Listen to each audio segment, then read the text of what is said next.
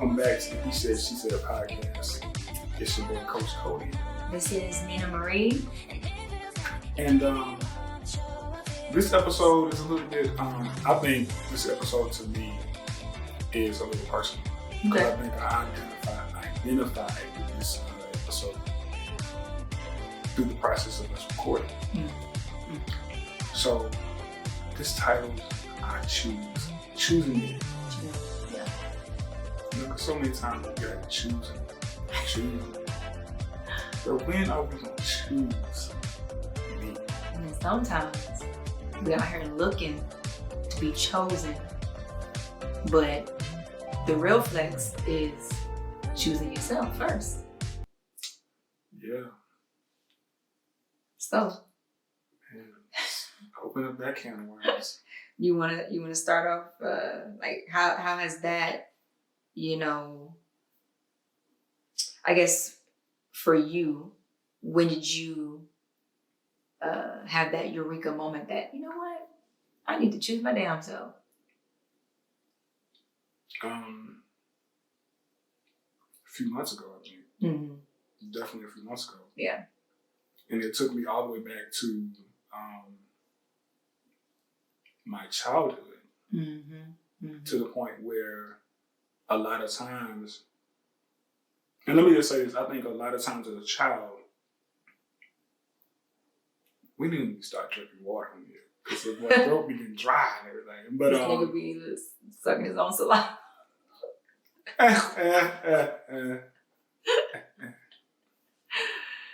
But yeah, I think as a child, I was always choosing other people, and then would get offended when they didn't choose me back. Yeah. From having little friends, and I was like, oh, I chose you to play tag with and hide and seek with, and you chose such and such, and not realizing at the time, but when you get older, he's like, dang, like all the time he chose somebody else to play tag with, he chose to chase somebody else. He want to chase my ass around. Right. Thought you were my friend, Jason. Jason. Right, okay. Well, and then it transpired until I got older, digging in a little deeper, where I would choose my mom and my mom would choose me, and I would choose certain relationships and let's dig into it, certain leadership. And when that leadership didn't choose me, I would get offended. It was like, I'm Decoide. Right. I've been choosing you for the past 7 years, staying here at this church, and you didn't choose me back. And then when it comes to relationships and past relationships with an S. I know you gotta put that discrepancy out there nowadays. You know what I'm saying? Cause people are gonna get niggas offended. Niggas be nigging. Yeah, like you made your choice. Now let me make mine, and I choose not to put an S. Let me stop. Behave, Decoide. Behave. Nah, we with the shits. I'm gonna hype you up, friend. No. Yeah, I know. Maybe I chose the wrong person to do a podcast with. You wind up in court somewhere. But, I said that because I feel like this episode is personal to me because it's something that I'm currently going through. And continuing to choose Decoide. Recently, I'm just saying this, recently at my job, I typically would have been like, I don't want to take this position because I'm going to outshadow somebody else. But it was like, nah, Decoide, you said you're choosing you, so choose you. What's best for you to do right this time, right? And so I had to choose me. Truth and facts. Truth in biggie facts. Actually. So I have a question. Let's go back to, just some of your relationships, and it can be friendships or not. How, before you came to that epiphany, what was your relationship with being chosen, and how did you, I guess, process that for yourself? I don't think I ever, and at the time, I don't think I ever really cared. You know, it was like, well, I can choose you, but as soon as I get to a point where it was like, I realized that this person wasn't choosing me back, I was like, okay, I'm done choosing you now, you know? And it almost became like something I became accustomed to. Mm-hmm. It seemed like, when we talked, you had like a nonchalant, Yeah, and that's why I said I feel like I came accustomed to it. Because it was just like, well, you and choose me back is good. Yeah. And I told you before, I said, I love you, Nina, my homie.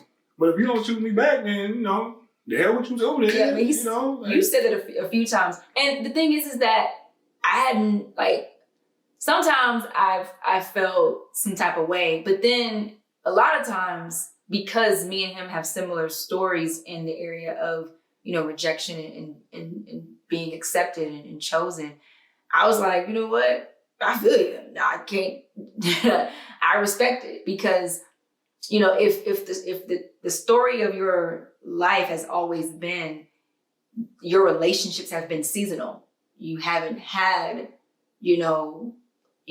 a lot of lifetime people that have stuck around. Mm-hmm. Granted, we're not old, but we have seen people come and go frequently. Right. You kind of at this age, in our age range, we're like, well, it is what it is. I'm just gonna enjoy while it lasts. We got old souls. This is how old we live. Well, you ain't gotta sit on my porch no more, Bobby. Sit on your own boat. Damn you, Bobby. Get on your own goddamn porch, right. Man. I don't care because I got my own porch over here and I can have somebody else come sit with me. And I really feel like that was the mindset that I chose, Yeah. And I know we have certain people, and the reason I chose to use the church topic is because one thing I learned is in reality, okay, let's say this. God is not a forceful God. I always say that. Mm-hmm. God is not going to force me and you to do this podcast. God won't force me to be friends with you. We have to make that decision, or we have to make that choice, and I feel like it has to be something in that person or in that individual for you to say, you know what? I choose you, Yeah. And the reason I was using the church example, because one thing about it is, let's be real, a church doesn't choose you back. I think that's the one situation where we can make a choice, and if you're not immediately accepted into this whole community like you want to be accepted, we have this, and I've seen it before, people just well, they don't like me, they don't put me on a pedestal like they put you on a pedestal, so I'm leaving. Mm-hmm. And I said it to say, for me, that was the one place where, I'll be honest with you, I think that's where, when I started to mature in becoming an adult or a man, or even my decision making, the church kind of was the example, because I was like, you know what, I don't have to stay here. Mm-hmm. I don't have to stay in this relationship. I don't have to stay in this job. But I mean, most times, or you can correct me if I'm wrong, wasn't it they left you for whatever their own reasons were for? And I'm not gonna say that. Because I feel like because you operate off of a certain code and just the type of individual you are, you seem like you're very loyal to a fault sometimes. Right. This is a whole other direction. But when it comes to, it's the same direction. Loyal to a fault, you still choose. Yeah, I think when it came to previous, when it came to my previous church, I was loyal to them, but I think let me just use myself for example. I was talking about just relationships. And I'm gonna bring that in too. Oh, okay. God, with me, I can choose. I'm gonna just use you for example. I can choose Nina, and I'm loyal to Nina because I'm rocking with Nina. Look, Nina, we gotta do this. I want you to do this. I'm here for you. I got you what you need. I'm rocking with you. I'm supporting you. I'm driving all the way to 45, 35 minutes to support you. And then, just because you don't choose me back, a lot of times I've prior relationships, I've always been the type of person that was like, well, you know, they need me. They really need my support. So I'm gonna continue to choose them until they realize, you know, like, or until they come to the conclusion or come to the situation where, in my mind, like, you know, maybe one day they're gonna choose me back. Mm-hmm. Maybe they're gonna choose me back. Mm-hmm. You know, and the reason I use my church for example because it was a situation where I was loyal to them, and they never kind of chose me back, and that's when God has to intervene and kind of cut ties with that situation, which is what He did with a lot of my relationships. Mm. People made the decision, you know, and they made. I wouldn't say they made the decision. I definitely believe God intervened and said, you know what, I'm trying to take you to a greater place, Mm-hmm. Mm-hmm. and I have you have a better experience where people actually choose you back. Mm-hmm. And honestly, that's what I've been experiencing. You know, I mean, Nina chooses me back. You do, don't you? Come on, ask a question. For now. Right, For for now. now. All right, this podcast is over. Fuck this shit. Get the hell out of here. No, but I mean, I guess, you know, just hearing, you know, what you're saying, it seems like you're in a season of, you know, being around some solid people, you know, finally in your Right. life, you know, and, you know, I'm always, I guess just to kind of, you know, answer that or whatever, I'm always loyal to what God has for me. And, you know, sometimes that may mean that, you know, if this isn't beneficial, then, you know, I gotta do it, you know. And, you know, on that note, I feel like someone not choosing you doesn't always mean that they're a bad person or that it's a bad thing. I think Right. that They just made the right decision for themselves. yeah. Yes. And you know, me and you talked about this on the phone, that like people have the right to not choose you, and people have the right to, you know, make whatever decision that's best for their life. And that's something that I learned going to therapy, actually. And it was like a light bulb just like, you know, went off in my mind, because it not only helped me to free that person, but it also freed myself from, you know, holding on to this code that I operated off on, which is you know, if you friends with somebody, you make them a lifer. And it's like, no, you have the choice as your life, you know, ebbs and flows and things change. You have the right to reassess the people in your life and say, you know, are they a right fit for where I'm trying to go? You know, because they may not be. You know, what was beneficial in one season may not be beneficial, you know, in the future seasons or whatever. And you guys just may outgrow each other. You know what I'm saying? Like that does happen. And, you know, but at the same time, keeping in mind that people can decide if they want to keep choosing you, that does not mean that you can't make a decision to, I'm still going to choose myself, you know, and that may mean learning to accept that people may not choose me, but just because they don't choose me doesn't mean that I'm still not worth, or, you know, worth the fight. Yeah, worth the fight, worth having people in my life that want to choose me back. And, you know, for me, that was, you know, a monumental, you know, mindset that I feel like, you know, God kind of just ripped down. You know what I'm saying? We're talking about, you know, battling mindsets. A lot of our issues is mindsets that we battle. And so when you're talking about, you know, allowing other people's actions to, you know, define your worth, or even allowing what people do to you, you take ownership for that. And it's like, no, like, I don't have to take ownership for someone's own personal choice to not choose me.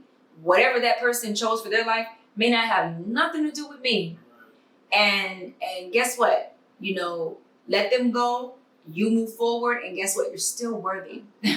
You're still worthy, of love. You're still worthy of someone walking with you, even if for a season it may be you and God or just you and a few people. It doesn't mean that you're not worth someone being there to walk with you. Two things. When you talk about that, like, I think one thing about me is I've become so comfortable with walking alone. Yeah. That if I were to, travel this path and Nina comes along, like, oh, okay, Nina, we cool, we can rock this thing out. But if Nina decides, to go astray or find something over there she interested in, I'm like, all right, nigga. Yeah. I'm gonna keep going, and I've never been offended by people not choosing me. If that makes sense. Yes, you have. No, and I'm saying, like, I've never been offended, but what I'm tying to that is we got to get to a point where we don't take offense. You have been offended, though. No, let me finish. I'm not lying to y'all. Damn. Because I'm going somewhere with this, but she you ain't got to tie this. You can go ahead and just block my shot every time I try to take this shot. Go ahead. But one thing that I've learned is, I took offense, but I never allowed that, or I allowed it to. See, she done messed up my whole train of thought, right? Like, man. He's like, you never allowed it to what? I never allowed it to. I want to say, how do I put this? Like, I never allowed it to affect me. Okay. In a sense. Okay. Like, you still have an open heart. Yeah, I would still have an open heart. Like, I literally, like, just using that example. If I were to, in this season of, like, whatever you want to say, season or, journey, in this season of my life, like, if I were to, travel this and me and Nina experience this podcast together for a couple of years and Nina sways off and goes something, all right, cool. Mm-hmm. That's fine. But I always had an open heart where it was like, a year later, Nina go, oh, okay, Nina's back on the podcast, y'all, so me and Nina again, Mm-hmm.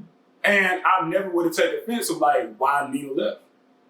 But then I started to realize in some of my previous relationships, mm-hmm. with an S, that you gotta be okay with that person not choosing you back. Mm-hmm. And not take offense to it. Or not take offense to them not choosing you, not taking offense to them choosing somebody else, or not taking offense to the other individual choosing to cope with that separation in a different way. So I kind of slightly disagree. So, like, I feel like it's okay to allow the feeling of offense, occur, because you're human. It happens. I think the way that I would, word that would be allow yourself to feel the emotion, because you can't stop yourself from feeling certain emotions, but then don't let the emotion consume you to where you don't allow yourself to grow from it and heal from it and learn from it. And, ultimately, hopefully you can love yourself even more, somehow. But feeling the emotion of offense isn't necessarily a bad thing. It can be a great setup for emotional maturity and spiritual maturity, if you can take, that hit and, put it into a, just kind of put it into a positive, direction. I think you have to know how to handle it. Because a lot of times, I'm like me and you talk when I feel like we're great catches, But we would take offense when somebody didn't choose this great catch. Hell yeah, what you mean? Shit. But we cannot allow that to kind of fester and be so offended to the point where, like, why didn't they choose me? Why didn't they choose me? But I think like, the type of individuals that we are, we have a relationship with God. So, a lot of our, growth comes from that relationship. So one thing that I can say is that we feel it. We'll even express that we're offended. We'll even express, how like, well, I was the catch, and I was the better option in the relationship. We over here talking our shit. You know what I'm saying? Like we relish in it all.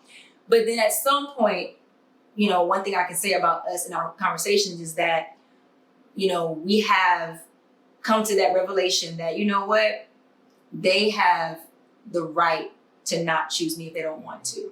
And that's okay. I'm still the bomb ass diggity. Okay, faux shiggity.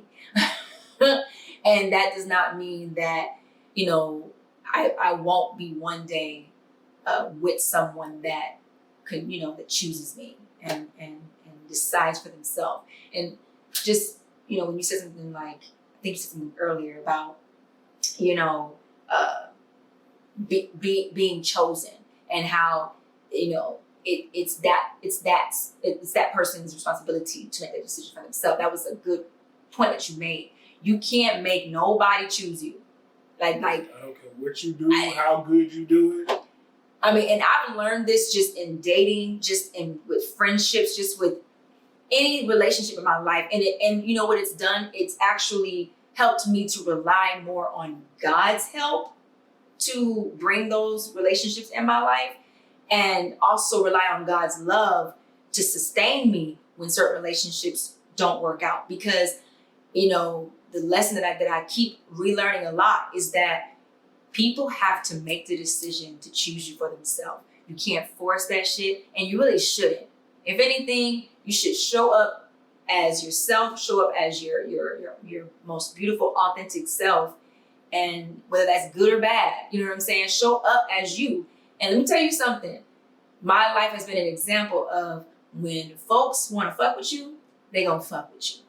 If they don't want to fuck with you, best believe they'll come up with every excuse or reason or whatever to not want to stick around. But folks who choose you for themselves, for whatever reason, you can overanalyze it or whatever, but for whatever their reason is for choosing you, hopefully it's rooted in genuineness and love, and real love.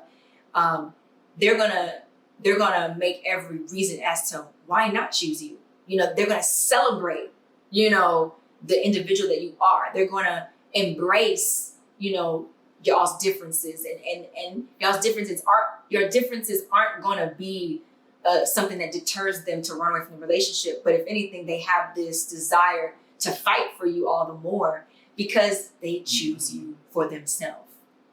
You don't have to coerce that. You don't have to, manipulate that. They just do it, So.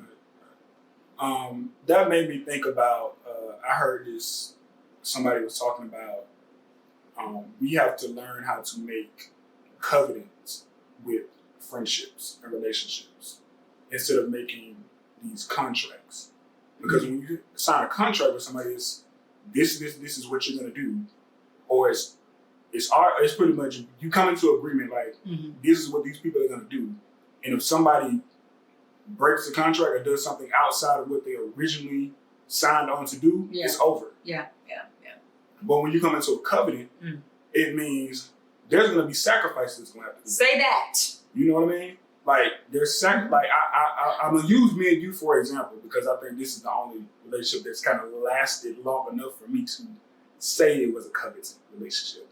Is getting to know you, and I'm gonna be real with you. We on this podcast, when I started to understand, when I started to see some of the mental health things that you want, I was like, do you really want to do this, boy? Like, and a part of me was like, being who I am, I always kind of think outside the box. So a part of me was like, you ain't got to sleep with it, they ain't your girl, so, it ain't like you got to deal with it. But it was like, no, it's calling you every day. There's something going on. It's like, well, you know what? And then that's when I realized, I think I kind of had that aha moment where it was like, you know what? What if you come into this covenanted with this individual and say, you know what? Like, I'm going to make a sacrifice to help you unpack this mental health, help you unpack the issues that you're going through.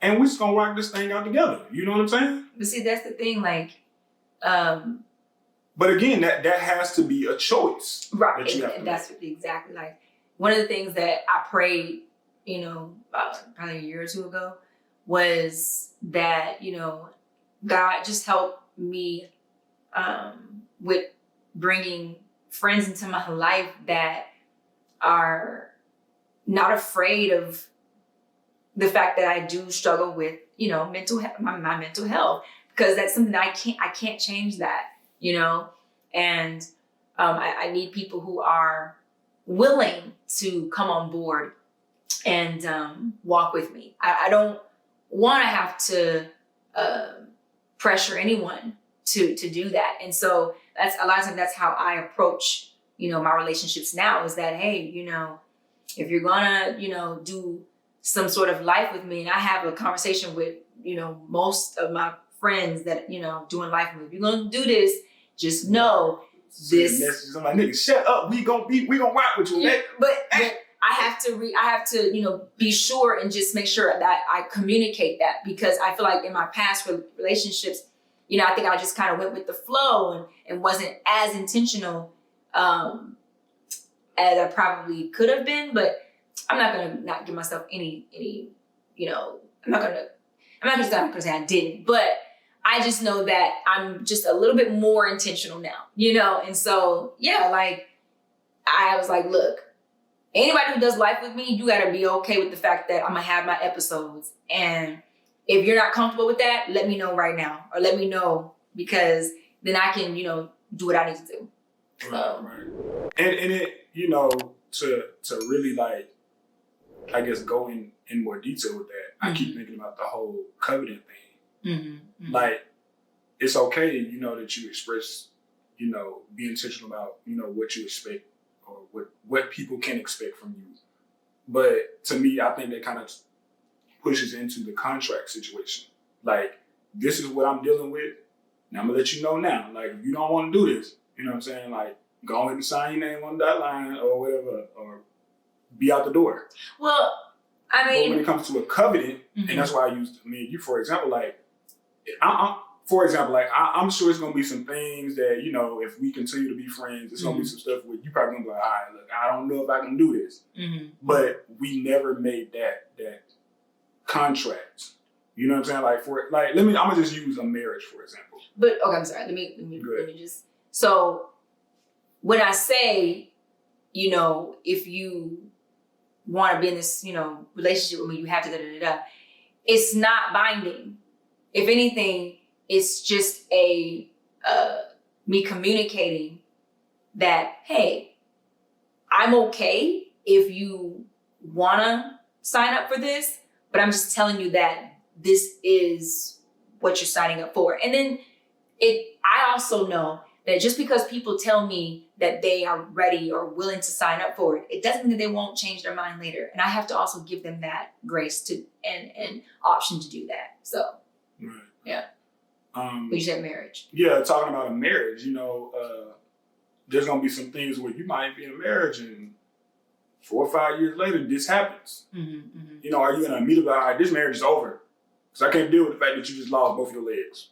Yeah. You know, or, and I know it's a little harsh, but, you know, it could happen. You know, or, you know, but when it comes to a covenant, it's like, you know what? Like, I made a covenant with you. Yeah. This amount of years ago, and I'm gonna stay. I don't want to use the word contracted to this covenant because it defeats the purpose of me saying the difference between the contract and covenant. You know what I mean? But I don't want to. Let me just say this: I don't want to break the covenant. Covenant. You just keep fucking up that word.